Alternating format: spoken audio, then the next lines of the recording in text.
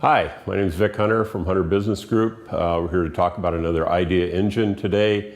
That idea engine is Net Promoter Score.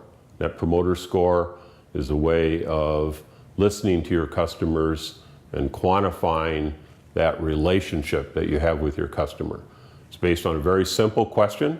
That question is, how likely is it that you would recommend our business to a friend or a colleague?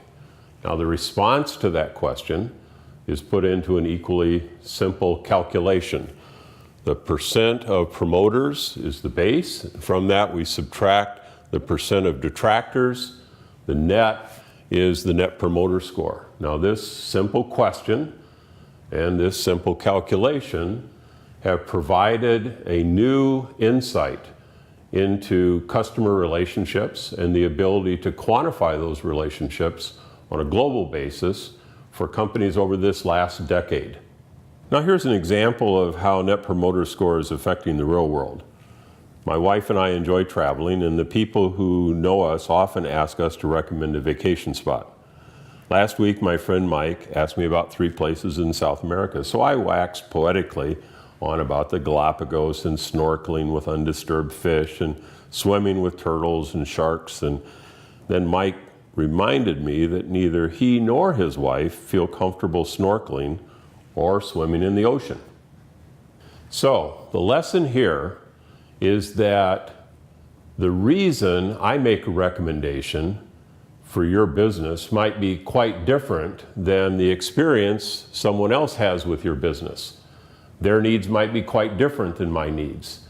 And that difference is often far greater than what we assume. Net Promoter Score is a simple, comparative, quantifiable measure, and it's a relatively easy measure to field and to understand as a measured change in your customer's perception. But alone, it will not tell you what is driving that loyalty or provide insight into what will improve your customer's relationship or measure your value to new customers unless they have the same needs. It's not loyalty research. Loyalty research allows your customers to identify out of all the hypothetical drivers of buying behavior and pain points, those that actually drive growth and share. A clever question in the B2B space is to ask about the promise that you make to your customers. For example, say your promise is to be a partner in innovation. In that case, you might ask your customer, if you were searching for a new solution to a core business application, would you pick us to be your partner? Responses will tell you whether customer loyalty is caused by what you think it is or something entirely different. Once you know these drivers, you'll know how to get more loyal customers. Okay, let's get more loyal customers. Let's give it a try. If you have some questions, drop me a note, set up a call.